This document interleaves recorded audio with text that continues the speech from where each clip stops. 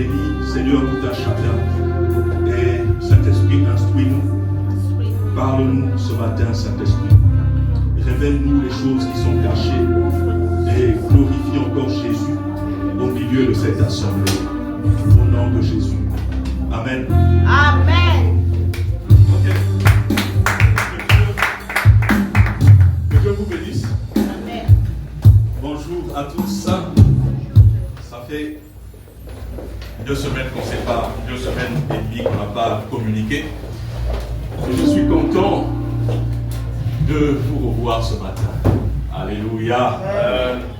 Voilà, je ne vous ai pas donné signe de vie pendant les 2 semaines et demie, 3 semaines qui sont passées là. Bonjour mon Clara, ça va? Mon Clarisse, ça va?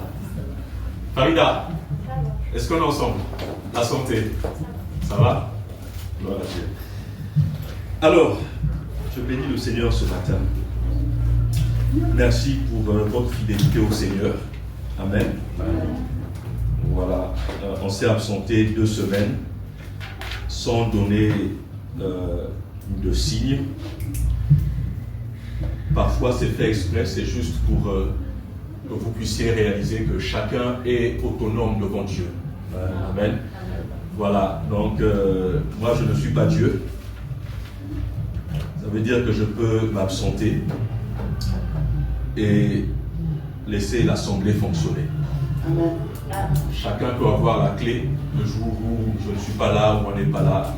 Tu peux venir, tu pries pour toi si tu as besoin de faire une petite retraite à des heures où on a accès à la salle. Tu peux te retrouver, venir prier. Amen. Alors, bon, ce matin, je pense que ça sera un peu interactif. C'est-à-dire qu'on va échanger un peu. Vu qu'il faisait un peu chaud tout à l'heure là. C'est pas facile. J'espère que vous avez aussi profité chacun de vous reposer. Parce que c'est aussi important de se reposer. Amen. Alors, ce matin, nous allons prendre nos Bibles dans le livre de Luc, chapitre 26, au verset 39, bien même avant. Luc, chapitre 8. Luc, chapitre 8.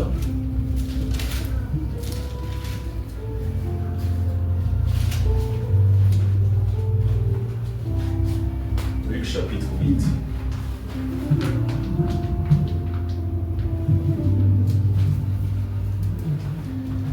Luc chapitre 8,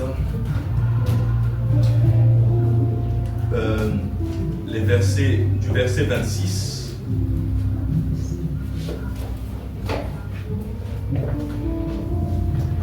verset 26 au verset 39.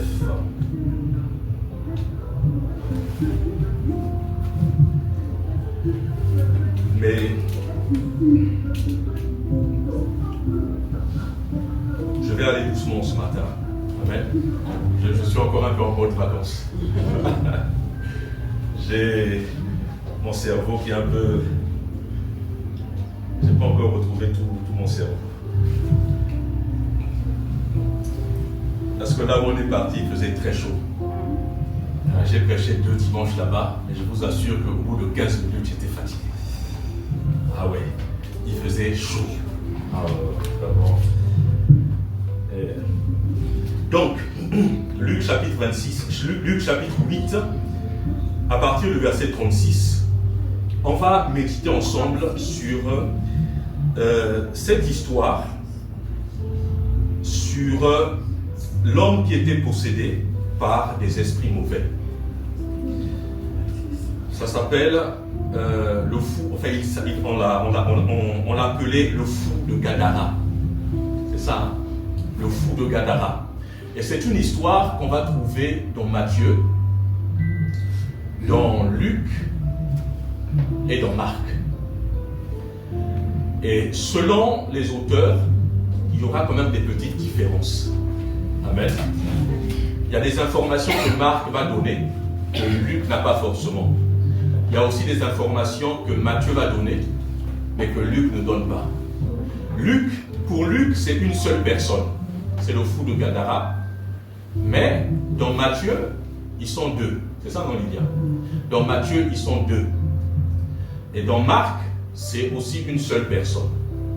Donc, selon les auteurs, l'histoire sera un peu... Il y a des informations qu'on ne va pas trouver partout. Cela ne veut pas dire que les auteurs se contredisent. Mais chacun raconte l'histoire en fonction de ce que lui aussi il a entendu. D'accord? Parce que ceux qui ont écrit Marc a écrit Marc, mais en réalité, c'est l'évangile de Pierre. Amen. Donc c'est sous le témoignage de Pierre que Matthieu s'est mis à écrire. Vous voyez? Luc, il était médecin, mais Luc n'a pas marché avec Jésus. Donc lui aussi, même quand on lit le début de son écriture, il dit qu'il a fait une compilation des différents témoignages. Vous voyez? Donc, ceux qui ont écrit ces écritures-là, ces livres, nombreux n'ont pas été des témoins oculaires, mais ils ont entendu. Telle personne a raconté, il y avait deux fous. Il y a un autre qui a dit, il y avait un seul fou. Donc, chacun en fonction du témoignage qu'il a entendu. D'autres aussi ont reçu peut-être le témoignage même de Matthieu. Donc, en fonction du témoignage, ils ont écrit.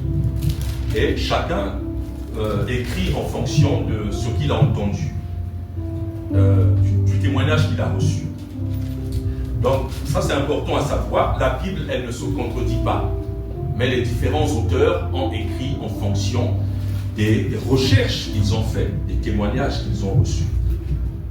Amen. Donc, c'est Luc qui écrit cette histoire. Luc était médecin. Il était aussi il avait de la passion pour la musique, pour les arts, et c'était quelqu'un de très instruit. Et l'évangile de Luc a la particularité d'avoir des chapitres qui sont longs. Luc était un écrivain, il était très intelligent, très instruit. Donc, Luc va nous présenter cette histoire. Jésus va arriver dans le territoire des Géraséniens. Donc, je lis la parole de Dieu. Ils abordèrent dans le territoire des Géraséniens. Mais avant qu'on ne passe au verset 26, il y a eu une tempête. Il y a eu une tempête. Et Jésus, qu'est-ce qu'il a fait? Il a calmé la tempête. Il a ordonné au vent de se taire. Et le vent a obéi. Donc nous voyons déjà que Jésus a l'autorité même sur les phénomènes naturels. Amen. Jésus a l'autorité sur les phénomènes naturels. Donc même les esprits qui sont dans la nature, qui peuvent manipuler les éléments de la nature, ces esprits-là se soumettent même à Jésus. Amen. Puisque Jésus a ordonné, et ils se sont tus. Mais dès que Jésus va aborder dans le territoire des Géraséniens, qui est de l'autre côté du lac, en face de Galilée, au verset 27, au moment où Jésus descendait à terre, un homme de la ville vint à sa rencontre. Cet homme était possédé par des esprits mauvais. Depuis longtemps, il ne portait pas de vêtements et n'habitait pas dans une maison, mais vivait parmi les tombeaux. Quand il vit Jésus, il poussa un cri et se jeta à terre et dit avec force. Que me veux-tu, Jésus, fils du Dieu très haut? Je t'en prie, ne me tourmente pas. On va s'arrêter là d'abord. Ce qui va m'intéresser ici, on parlera un peu de la mode ou bien des vêtements. Amen. Et donc, je vais vous solliciter pour que cette prédication soit comme un échange. Amen. Que ce soit comme un échange. De temps en temps, il faudrait que nous ayons des temps d'échange. Donc, moi, du verset, regardez les versets 26, 27. Voilà, versets 26 et 27. On parle du fou de Gadara. On parle de quelqu'un qui était possédé de plusieurs démons. Mais avant qu'il ne devienne fou, vous serez d'accord avec moi que cet homme était normal. Il avait une vie normale. Donc, Luc va nous sortir une première caractéristique de cet homme depuis qu'il est devenu fou.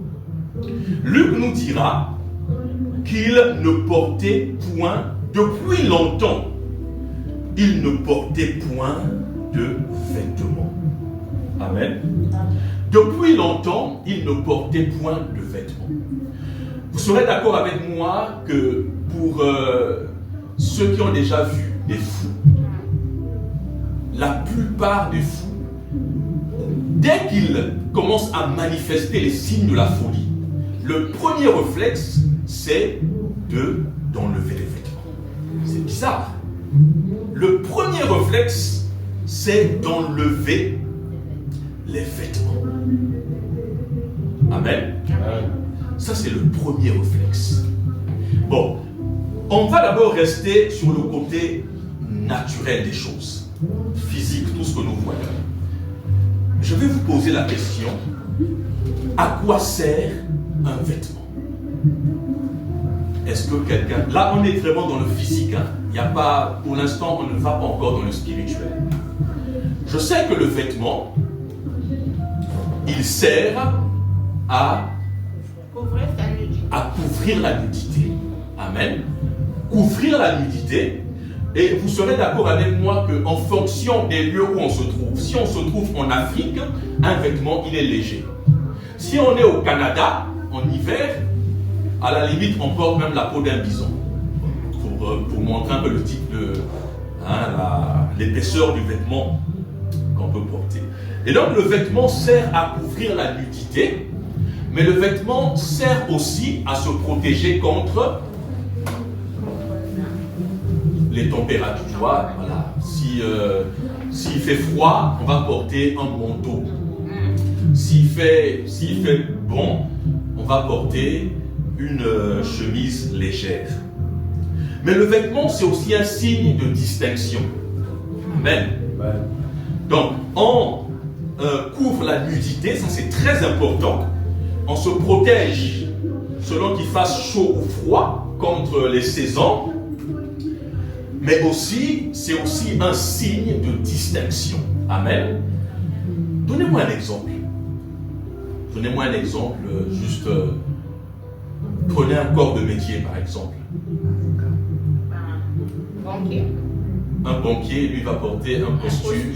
Voilà, un costume. Et voilà, ça c'est bien. Il y a encore qui? Les jeunes, allez-y, allez-y. Hein, c'est pour ne pas qu'on puisse dormir. Vous voyez? Les stars. Ah, les stars, oui, on en reviendra. Regarde ça, les stars. Un avocat, oui, un avocat, il a sa tenue. Une infirmière aussi a sa tenue. Vous oubliez les policiers, hein? Ah, vous voyez, quand un policier porte sa tenue, quand un policier est en tenue, il met seulement la main comme ça, là, tu vas t'arrêter. Parce que sa tenue, là, dégage une autorité. Vous voyez? Donc, le vêtement est très important. Le vêtement que quelqu'un peut porter est aussi un symbole d'autorité. C'est ça. un policier, quand tu le vois de loin, si tu n'es pas en règle là, tu es en train de rouler en voiture. Si tu aperçois un policier de loin, il ne t'a même pas regardé, hein, mais le son va monter. Tu vas sentir le son monter sur toi comme ça. Là. Eh non. Voilà. Donc, le vêtement, c'est un signe d'autorité. Gardez tout ça. Un signe d'autorité permet de se protéger contre les intempéries. Permet aussi de se couvrir de la nudité. Mais les rois aussi ont des vêtements. Et un roi ou un prince, on le reconnaît aussi par son vêtement. Il ne s'habille pas n'importe comment. Il ne s'habille pas n'importe comment. C'est ce qu'on appelle des vêtements royaux. Amen. Amen. Quand vous voyez les enfants des rois ou les ducs, voilà, tous ceux qui font partie du système royal, là, vous voyez tout de suite la différence. Et je suis convaincu que même leurs enfants, là, quand ils sont à la maison, ils étaient toujours sapés. Ils avaient toujours des belles tenues et les femmes étaient toujours habillées en robe, avec même des petites ballerines et tout ça. En Italie, on a visité un château. Et dans le château, il y a encore des meubles et tout ça. Et tu vois les peintures de toute la famille. Papa, maman, le roi, la reine, et puis les enfants. Et quand tu vois les peintures, ils sont bien sapés. Ils sont bien habillés. Amen. Donc c'est comme ça que les princes, les rois aussi s'habillaient. Donc il y avait des vêtements royaux.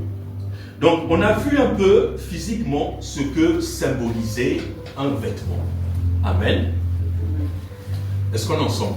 Amen. Voilà. Je dis ça, c'est pour que nous puissions comprendre. Physiquement, le vêtement a une importance. Amen. Le vêtement a une importance, une très grande importance. Mais, spirituellement aussi, le vêtement a revêt une très grande symbolique dans la Bible. Donc, on prend les choses naturelles et on les transpose dans le spirituel. On déplace. De la même manière que physiquement, le vêtement a une grande importance, bien aimé, la Bible est remplie d'exemples où on nous parle de vêtements. Et le vêtement est très symbolique spirituellement. Ok? Spirituellement, c'est très, il y a beaucoup de symboles. On nous parle parfois des vêtements qui sont sales. Rappelez-vous de cette vision que Jérémie a eue concernant un sacrificateur Josué, qu'on appelait Josué. Un sacrificateur qu'on appelait, c'est Zacharie. Zacharie qui a eu cette vision où on nous parle d'un sacrificateur qui s'appelait Josué. Et Josué là, c'est dans Zacharie chapitre 3 verset 4. Ce Josué là, il avait un vêtement sale. Amen. Et il se présente devant le Seigneur. Et à côté, il y a Satan qui est en train de l'accuser parce que ses vêtements sont sales. Et le Seigneur dira, ôtez-lui ce vêtement et mettez-lui un vêtement propre. Amen. Et mettez-lui un turban. Donc là, on rentre dans l'aspect symbolique du vêtement maintenant dans la Bible. Donc le vêtement, il peut être sale. Amen. Le vêtement est sale. Pourquoi le vêtement est sale? Le vêtement spirituel. Pourquoi il est sale? À cause du péché. Amen. Donc il y a des taches qui sont venues s'attacher à ce vêtement-là. Ce qui fait que le vêtement est sale. Amen. Et donc ici, c'est juste une parenthèse. Le péché est vu ici comme la saleté. La saleté que nous mettons, la saleté qui vient s'attacher à notre vêtement. Vous voyez, c'est une image. Et donc le vêtement de ce sacrificateur Josué est sale. Et le Seigneur demandera à ce qu'on lui mette un nouveau vêtement, qu'on lui mette un turban. Et cela nous rappelle aussi l'histoire du fils prodigue. Lorsqu'il arrive chez son père voit que cet homme, que le fils a des vêtements sales. Et le père va ordonner au serviteur de lui mettre une nouvelle robe, une robe blanche, la couleur de la pureté, une robe blanche, amen, à la place des vêtements sales. Premier symbole, c'est que lorsque notre relation avec Dieu est mauvaise, ou lorsque nous avons péché, nous marchons dans le péché, spirituellement aussi, notre vêtement devient sale. Et si le vêtement est sale, tu ne pourras pas rentrer dans le royaume de Dieu. Parce que tu n'as pas le vêtement qu'il faut. Le vêtement, il est sale. Et dans le livre d'Apocalypse aussi, il est fait mention de ces vêtements qui sont sales, mais qui ont été lavés par le sang de l'agneau. Amen. Donc, ceux qui se sont repentis là, leurs vêtements ont été lavés par le sang de l'agneau. Et lorsque nous marchons conformément à Dieu, lorsque nous nous repentons, bien aimés, nos vêtements sont lavés par le sang de l'agneau. Donc, de la même manière que physiquement nous portons des vêtements, sachez que spirituellement aussi, vous avez un vêtement blanc. Est-ce que vous avez déjà entendu des témoignages où il y a des personnes qui ont vu en songe une personne qui est décédée, qui est morte, qui est décédée dans le Seigneur, mais vous voyez, lorsque vous voyez cette personne en songe, vous voyez que la personne a porté un vêtement blanc éclatant. Oui. Oui. Donc spirituellement, nous avons un vêtement éclatant. C'est pourquoi, je continue encore avec des exemples. Vous avez dans Genèse chapitre 3, lorsque Adam et Ève vont pécher, amen, Adam va se rendre compte qu'il est nu. Mais pourtant, la Bible ne nous dit pas qu'il avait des vêtements avant. Amen. On déduit qu'il était nu, mais ils ne s'en rendaient pas compte. Mais lorsqu'ils ont péché, ils se sont rendus compte qu'ils étaient nus. Qu'est-ce que ça veut dire? Ça veut dire qu'avant de pécher, Adam et Ève avaient des vêtements. Mais ils avaient un vêtement glorieux. Amen. Amen. Ce que les commentateurs appellent un vêtement de lumière. Ils étaient revêtus de la gloire de Dieu. Vous voyez? Ils étaient revêtus de la gloire de Dieu. Donc leur vêtement, c'était la gloire de Dieu. Leur vêtement, c'était la gloire de Dieu. Mais lorsqu'ils ont péché, la gloire de Dieu est partie et ils se sont rendus compte maintenant qu'ils étaient nus. Donc sache que tu es revêtu de la gloire de Dieu. Amen, amen. Tu es revêtu de la gloire de Dieu. Moi j'ai entendu des témoignages où des ex-sataniques qui se sont répandus et qui témoignaient qu'il y avait des moments quand ils voyaient un enfant de Dieu, ils le voyaient tout en lumière. Vous voyez? Donc, les enfants de Dieu sont revêtus de la gloire de Dieu. Nous avons un vêtement spirituel. Nous avons un vêtement. Maintenant, je reviens sur le verset que nous avons lu. Cet homme-là, il était nu depuis très longtemps, mais il ne se rendait pas compte. Depuis longtemps, il ne portait point de vêtements. Depuis longtemps, il ne portait point de vêtements. Rappelez-vous que cette personne était un démoniaque. Amen. Amen. Et je vous ai dit que lorsque quelqu'un commence à manifester les troubles de la folie, le premier réflexe, c'est de se déshabiller. Alors, je viens encore vous dire que ce que le diable fait dans la vie des enfants de Dieu, c'est de les déposséder de leurs vêtements. Amen. Spirituellement parlant. Le diable, il dépossède tout homme de son vêtement, physiquement parlant, mais spirituellement aussi.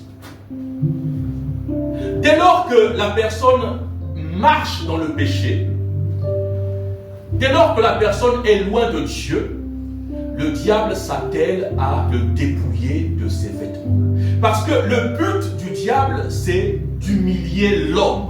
Le fait que tu n'aies plus de vêtements, maman Clara a dit que le vêtement servait à cacher la nudité. Amen. À cacher la nudité. Mais lorsque le diable arrive dans la vie de cet homme par des troubles mentaux, le réflexe, c'est d'enlever les vêtements. Donc, spirituellement parlant, le vêtement symbolise l'honneur même de la personne. Amen. Amen. Le vêtement symbolise l'honneur de la personne. Le vêtement symbolise aussi l'autorité qu'une personne a. Parce que tu as reçu aussi l'autorité qui te vient de Dieu. Parce que tu es fils de Dieu, tu as l'autorité de Dieu, tu as quelques attributs de ton Père. Amen. Mais quand tu n'as plus de vêtements, tu perds l'autorité, tu perds l'honneur, tu perds même les grâces que tu avais. Et c'est pourquoi beaucoup de personnes ont quasiment tout perdu dans leur vie. Ils ont perdu l'autorité qu'ils avaient. Ils ont perdu certaines bénédictions que Dieu leur avait données. Ils ont perdu certaines grâces. Ils ont perdu leur honneur. Mais ils ne s'en rendent plus compte. Ils ne s'en rendent plus compte. La question que je voudrais poser ce matin, quand tu regardes ta vie ou la vie de quelqu'un d'autre, est-ce que tu as encore les mêmes attributs que tu avais lorsque tu marchais correctement avec le Seigneur? Est-ce que tu as aujourd'hui encore les mêmes grâces que tu avais quand tu marchais avec le Seigneur? Avoir les vêtements, c'est aussi un symbole de ton intimité avec Dieu. Amen. Mais quand le diable vient, il vole toutes ces choses. Il vole les vêtements. Et parfois, tu deviens comme ce fou. Tu ne te rends pas compte que tu as été dépouillé spirituellement de tes vêtements. À cause peut-être du péché, mais à cause aussi du diable qui peut agir par n'importe quel canal. Il peut passer par n'importe quel canal. Ça peut être même par la sorcellerie. Certaines personnes ont été dépouillées même dans la sorcellerie. Vous voyez? Vous allez dans certaines familles, les gens ne se marient pas. Le mariage a été dépouillé. Tu peux couper, hein? Voilà, c'est bon. Les familles ont été dépouillées. Il y a des gens qui ne travaillent pas. Des gens qui n'ont plus une personnalité, aucune autorité. Les bénédictions n'y sont plus. Mais parce que certaines familles ont été dépouillées. Amen. Amen. Certaines familles ont été dépouillées. Et donc, le diable, lui, il a pour but d'humilier la vie des uns et des autres. Et surtout lorsque nous nous exposons au péché. Amen. Amen. Parce qu'il veut à tout prix dévoiler la nudité des gens. Non seulement spirituellement, mais je nous reviens encore dans le naturel. Pendant qu'on était en train de chanter, il y a une pensée qui m'est venue. Je me suis dit, est-ce que c'est normal, sachant que le diable aime bien exposer la nudité des personnes, est-ce que quand nous voyons la mode aujourd'hui, est-ce que nous trouvons normal, nous qui avons Christ en nous, est-ce que nous trouvons normal qu'il y ait des personnes qui se baladent dans la rue, surtout des femmes, avec juste une jupe qui s'arrête là? Donc même la moitié des fesses est dehors, les jambes sont dehors. Et justement, je rejoins maman Clara. Les stars aussi ont des vêtements.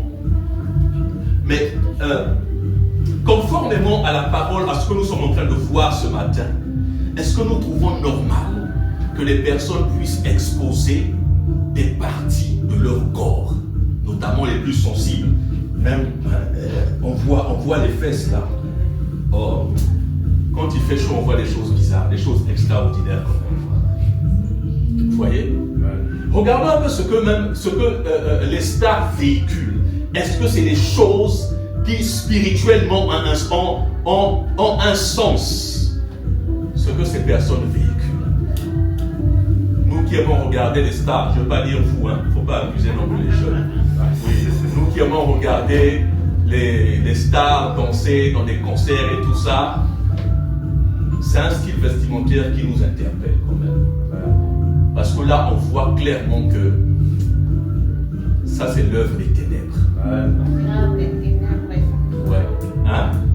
Quand c'est l'œuvre des ténèbres, on remarque bien le message qu'elle véhicule, c'est de laisser son corps dehors, c'est ce que le diable aime. C'est le diable, c'est ce que le diable aime. Et c'est son but, d'humilier les personnes. Nous, on pense que le fait de s'habiller c'est un honneur. Bien aimé, ce n'est pas un honneur, c'est un déshonneur. Amen. C'est un déshonneur. J'ouvre une parenthèse, c'est pourquoi je dis aux jeunes gens, faites attention à la manière dont vous vous habillez. Vous pensez que c'est un honneur, mais en réalité, c'est un déshonneur. Parce que un homme sensé ne peut pas épouser une femme qui expose tout son corps dehors. Donc c'est un piège dans lequel les jeunes gens tombent. C'est ça. C'est un piège dans lequel les jeunes gens tombent.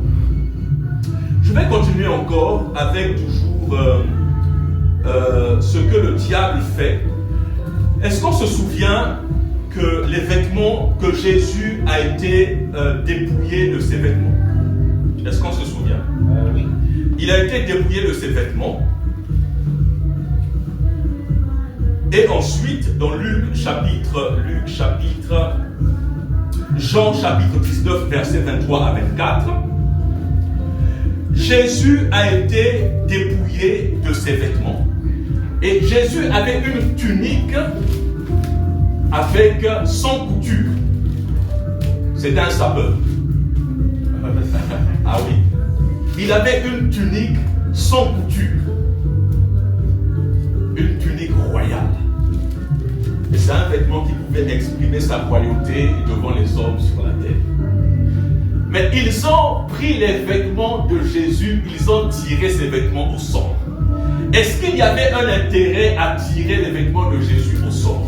Est-ce qu'il y avait un intérêt à prendre les vêtements de Jésus si on nous présente un Jésus qui s'habillait au hasard, qui s'habillait comme un pauvre? Bien aimé, quand je lis ça, je me dis, ce que Jésus portait là, ce n'était pas n'importe quoi. En tout cas pour son époque.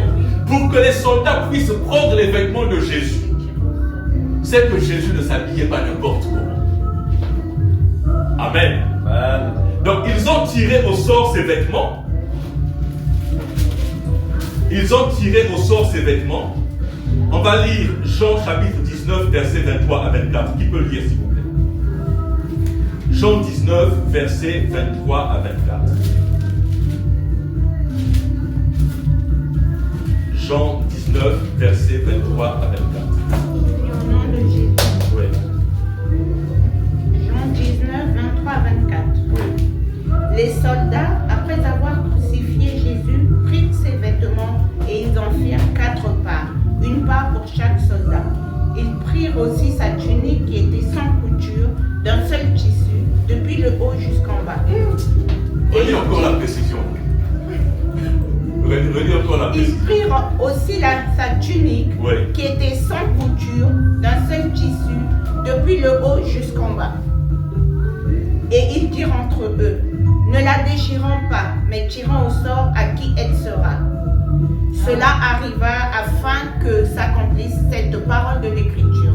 Ils se sont partagés mes vêtements et ils ont tiré au sort ma tunique. D'accord. Cette parole de l'Écriture, c'est quoi comme chapitre? C'est quel livre?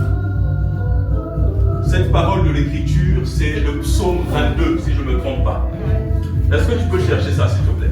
Le psaume 22, où David avait prophétisé. Ils ont tiré au sort mes vêtements.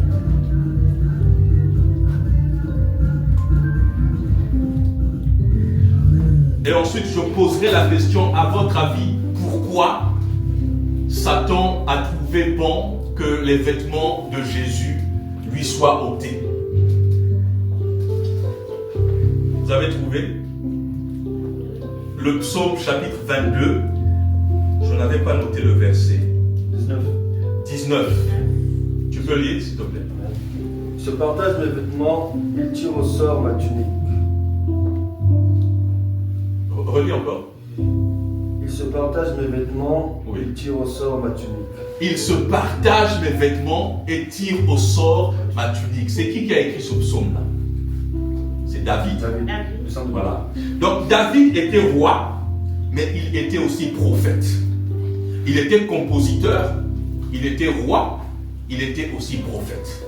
Amen.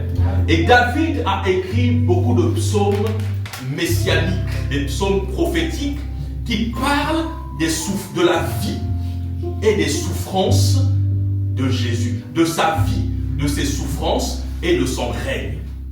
Et donc David, en son temps, le Saint-Esprit lui avait déjà révélé la scène de la croix. Et les psaumes relatent beaucoup mieux la scène de la crucifixion que les évangiles. Amen. Amen. Et donc là, David avait vu que les soldats ôtaient les vêtements de Jésus et qu'ils ont pris sa tunique. Amen. Amen. Mais est-ce que vous pensez que c'est anodin? C'est un geste simple? Les soldats se lèvent comme ça, on déshabille Jésus. Jésus qui est roi, mais on le déshabille. À votre avis, quel était le but de Satan en permettant que cela soit fait? Parce qu'il voulait l'humilier. Il fallait humilier Jésus. Il fallait humilier Jésus. Amen. Amen. Donc, spirituellement, Satan aussi déshabille des personnes afin de les exposer, de les humilier.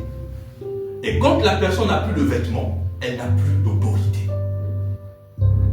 Qui devait croire en un roi qui est nu? Personne. Donc, en faisant cela, c'est comme si on dépouillait Jésus de son autorité de roi. On le dépouillait de ce qu'il était. Il était roi. Mais on enlève sa tunique royale. On le dépouille de son sacerdoce. On le dépouille de son autorité. Et donc Satan a voulu humilier, de la même manière que Adam a été humilié puisqu'il s'est retrouvé sans vêtements. Amen. Jésus aussi a été humilié puisqu'on l'a dépouillé de ses vêtements. Est-ce qu'on comprend l'importance du vêtement physique et l'importance du vêtement spirituel? Amen. Amen. Alors, tout ça, c'est pour nous dire une chose. Vous savez, une prédication a pour but d'ouvrir nos yeux. Que ce soit pour ceux qui sont ici ou pour ceux qui sont dehors. Parce que vous serez peut-être amené à encourager quelqu'un, à consoler quelqu'un, à ouvrir les yeux d'une personne. Amen. Parce que le message que je prêche ici ne vous est pas toujours destiné. Donc ne prenez pas ça toujours comme étant pour vous et dire que le pasteur il parle contre moi. Non, mais c'est un message qui nous instruit et nous permet d'instruire aussi ceux qui sont dehors. Donc je parlais du vêtement. Ce message, je l'ai prêché le dimanche dernier en Italie. Et il y a eu beaucoup de témoignages et j'ai prié pour les personnes. C'est pour dire que chacun peut se regarder à travers l'histoire du fou de Gadara, qui était nu, mais il ne se rendait pas compte. Alors ce matin, je veux poser la question même à ceux qui nous regardent. Qu'est-ce que le diable t'a volé? As-tu peut-être été dépouillé d'un vêtement qui fait qu'aujourd'hui tu n'as plus d'autorité? Tu n'as peut-être plus de personnalité. Amen. Tu n'as peut-être plus de personnalité. Ou encore, qui sait, peut-être que ton vêtement aussi est sale et que tu as besoin de te repentir. Parce que le fait que le vêtement soit sale aussi te fait perdre ton autorité. Et même ta relation avec Dieu, elle est ternie. Parce que tu ne peux pas te présenter devant Dieu avec des vêtements sales. Amen. Et je suis convaincu qu'il y a des destinées qui sont bloquées. Il y a des vies qui sont bloquées à cause soit du manque de vêtements, parce que le vêtement a été ôté, le vêtement a été volé. Amen. Ou parce que le vêtement est sale, mais tu ne te rends pas compte, parce que tu n'as pas été éclairé par le Saint-Esprit. Et c'est pourquoi le Saint-Esprit nous éclaire à travers cette parole pour nous pousser à réfléchir. Quel est l'état de mon vêtement ce matin? Quel est l'état de mon vêtement? Commençons d'abord par ça. Quel est l'état de mon vêtement? On a lu Zacharie 3. Mais là, on va lire Ecclésiaste chapitre 9, verset 8. Écoutez ce que l'Ecclésiaste nous dit. Qui a écrit Ecclésiaste en fait? Salomon. Ecclésiaste chapitre 9, verset 8.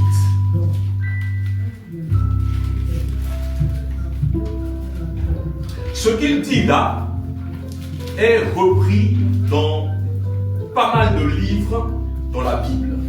Ecclésiaste chapitre 9, verset 8.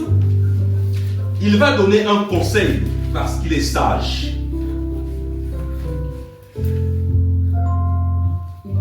Est-ce que quelqu'un peut lire? Emmanuel, tu vas trouver? Emmanuel est fatigué.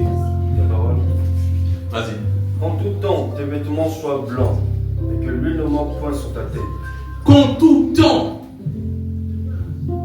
tes vêtements soient blancs et que l'huile ne manque point sur ta tête. L'huile là nous ramène à la parabole des 10 vierges. Même si c'est décrit d'une autre manière, mais l'Ecclésiaste nous montre quel état nous devons avoir en tout temps. Qu'en tout temps, tes vêtements soient blancs. Réponds-toi constamment. Surveille ta relation avec le Seigneur. Qu'il n'y ait pas une tache qui vienne s'attacher à ton vêtement spirituel. Parce que à chaque fois qu'il y a péché, le vêtement est sali. Spirituellement, tu ne le vois pas. Mais spirituellement, il y a des taches. Et donc, Ecclésiaste qui est sage, il te donne ce conseil. Qu'en tout temps, tes vêtements soient blancs. Veille sur tes vêtements. Veille sur tes vêtements. Et que ton huile ne manque point sur ta tête. Et c'est le même avertissement que le Seigneur nous donne dans la parabole des 10 vierges. Ne manque pas d'huile dans ta lampe. Mais ici, il dit, ne manque pas d'huile sur ta tête. Sois toujours oint. Assure-toi de marcher avec le Saint-Esprit. Sois intègre dans toutes tes voies. Ne pêche pas, mais garde tes vêtements toujours blancs. Ça, c'est un premier aspect. Deuxième chose, surveille, revois-toi, examine-toi. As-tu toujours le vêtement royal?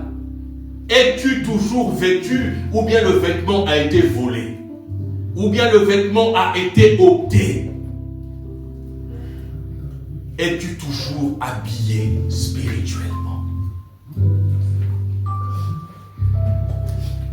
Alléluia. Alors, je finis avec ma prédication. La bonne nouvelle, il y a beaucoup de bonnes nouvelles concernant le vêtement. Il y a un passage, je ne l'ai pas noté, où le Seigneur dit, à la place d'un vêtement de deuil, donc il peut y avoir des vêtements de deuil, vous voyez, je te donnerai un vêtement de joie. Amen. Donc Dieu est capable de restaurer un vêtement. À la place d'un vêtement de deuil, vous connaissez des personnes qui marchent toujours dans le deuil? Hein? Les jeunes, vous connaissez des personnes qui sont toujours dans le deuil. Même quand on voit ces vêtements-là, c'est toujours noir. Les gens sont toujours dans le deuil. Toujours dans le deuil. Amen. Même quand il change de vêtements, il est toujours dans le deuil. Ça se voit par son attitude. Il y a des gens comme ça qui sont toujours dans le deuil, qui ne sont jamais joyeux, qui ne sont jamais joyeuses. Jamais joyeuses.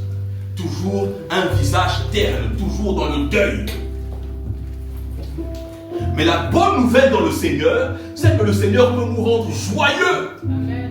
Il peut nous revêtir d'un vêtement de joie. Amen. Ah oui, il nous revêt d'un vêtement de joie. À la place d'un vêtement de deuil, je te donne un vêtement de joie.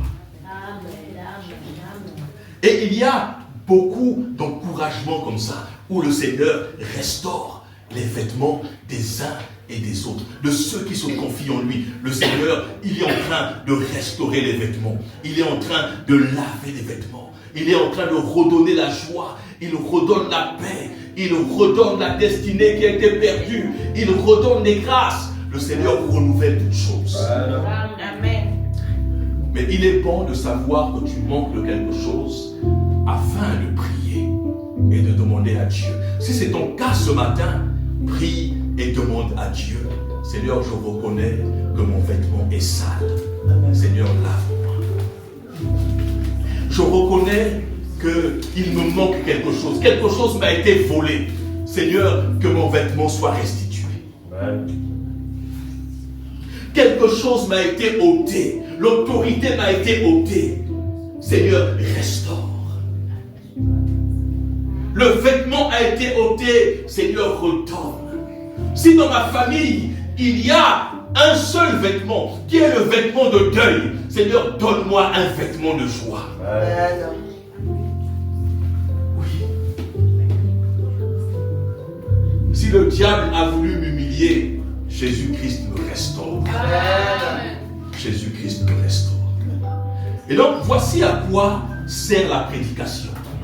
C'est d'ouvrir nos yeux, nous pousser à réfléchir. À réfléchir où tu en es avec le Seigneur. Où en est ta vie avec le Seigneur. Où en est ta communion avec le Seigneur. Où en est ta communion avec le Seigneur. Parce qu'un vêtement dégradé n'est pas propice à la relation avec le Seigneur. Donc la Bible regorge de beaucoup de symboles comme ça. Nous voyons que Jean-Baptiste aussi portait un vêtement de poil, un vêtement d'animaux. Amen. Amen. Pour lui, c'était un symbole de consécration.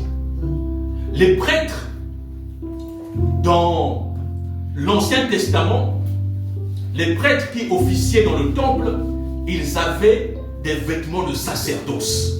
Et ce n'était pas n'importe quel vêtement. Quand on lit les témoignages, quand tu voyais le vêtement d'un prêtre, comment il était habillé, c'était impressionnant. C'était impressionnant. Amen. Voilà. La robe qu'il portait, le souverain sacrificateur portait le pectoral avec 12 pierres précieuses. Et les broderies là, c'était en or, en fil d'or. En fil d'or. Amen. Amen. c'est ce que les évêques catholiques ont copié. Quand vous voyez aujourd'hui les évêques catholiques, quand vous voyez comment les prêtres sont habillés, c'est des vêtements de très bonne qualité. Amen, c'est éclatant. Ils ont copié ce qui se faisait dans le temple. Comment les prêtres, comment les sacrificateurs, les lévites s'habillaient. C'était des vêtements précieux. Amen. Amen. Des broderies d'or, des pierres précieuses. Vous voyez? Donc c'était pas n'importe quoi. Alléluia. Amen. J'ai fini avec le message. Est-ce que tu as compris quelque chose? Amen. Amen. Le but, c'est vraiment d'aller devant le Seigneur. Je me dis, quand je prêche un message, c'est pour t'envoyer devant le Seigneur. Amen. Je veux t'envoyer devant le Seigneur. Farida, ça va? Oui. Voilà. Moi, je veux t'envoyer devant le Seigneur. Amen. Que toi-même, que tu t'examines toi-même et que tu pries le Seigneur. Et cette prédication, elle est aussi pour moi. Parce que moi aussi, j'ai des questions à me poser. Amen. J'ai aussi des questions à me poser. Et vous savez, au fur et à mesure, pour nous qui sommes plus adultes, on a eu des bas, des hauts, on est tombé, on s'est relevé, on a eu des boutures, et le diable nous a matraqués. Et dans tous ces combats-là, il y a forcément quelque chose que tu as dû laisser. Il y a forcément quelque chose. Parce que tu ne sors pas intact d'un combat. Tu reçois des coups. Parfois, tu te fractures même un membre. Il y a certainement quelque chose que tu as laissé. Les expériences, bonnes ou mauvaises, te laissent toujours quelque chose. Surtout les mauvaises expériences. Vous voyez? Tu laisses toujours des plumes, comme on dit. Donc ce message-là est pour tout le monde, y compris pour moi-même. Et c'est vraiment pour nous pousser à aller vers le Seigneur. Que le Seigneur nous ouvre les yeux. Que le Saint-Esprit nous aide à prier. Et qu'il nous aide à prier par la révélation. Donc aujourd'hui, je vais m'arrêter là. Et dimanche prochain, on va continuer toujours avec le fou de Gadara. Parce qu'il y a beaucoup de choses à voir. Amen. Il y a beaucoup de choses à voir. Nous avons lu que non seulement il n'avait pas de vêtements, mais il dormait dans les sépulcres. Combien de personnes dorment dans des maisons, des vraies maisons, mais en réalité, leur vie intérieure même, c'est un sépulcre. Amen. Parce qu'il n'y a plus la vie. Amen. Amen. Que Dieu vous bénisse.